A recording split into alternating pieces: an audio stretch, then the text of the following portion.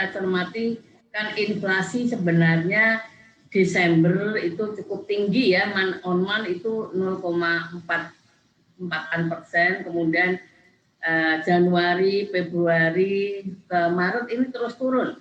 Mengapa turun? Karena ya, sebenarnya kan masyarakat akhir tahun, awal tahun itu punya harapan yang tinggi, apalagi kemudian ada vaksinasi, ya, sehingga kan orang mulai ya berjalan, berbelanja, tapi kan kemudian ada kebijakan PPKM, ya, dan ini saya kira kalau kita cermati PPKM kan bulan Februari dan itu juga yang membuat mengapa inflasi mulai Februari, Maret ada perpanjangan PPKM, ya, ini yang kemudian membuat inflasi menurun ya, karena memang kalau kita lihat masyarakat kan kita juga tidak bisa dan tidak boleh banyak beraktivitas, membatasi kegiatan, kemudian juga vaksinasi yang awal-awalnya memang kita masih punya semangat harapan lah, optimisme dengan vaksinasi, tapi kan nampaknya juga sampai sekarang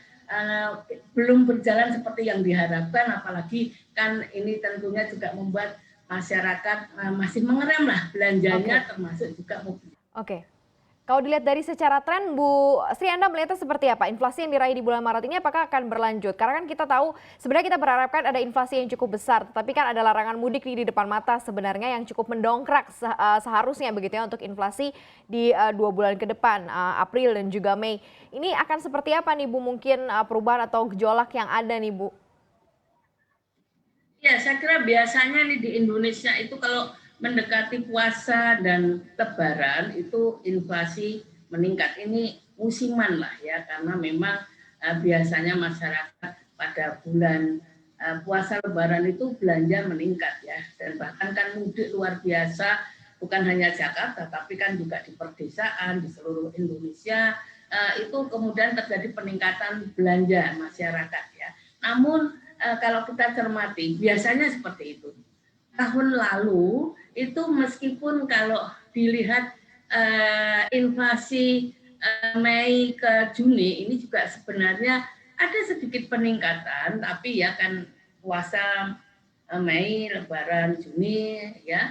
Tapi ya karena kan memang awal pandemi ini kan kita juga masih berhati-hati dan juga khawatir. Nah, sekarang ini sebenarnya saya berharap masyarakat kan sudah ngerti lah bagaimana hidup menjalani new normal. Kemudian juga masyarakat sudah ngerti lah bagaimana bisa mobilitas terbatas itu mobile ya, karena di beberapa juga mulai agak lumayan ya pergerakannya ya. Oleh karena itulah saya berharap bahwa meskipun memang ya mudah-mudahan PPKM tidak berlanjut ya, karena kalau PPKM nanti berlanjut sampai Lebaran memang kemudian dampaknya ya hampir seperti tahun lalu, ada inflasi bukan deflasi, belum deflasi ya.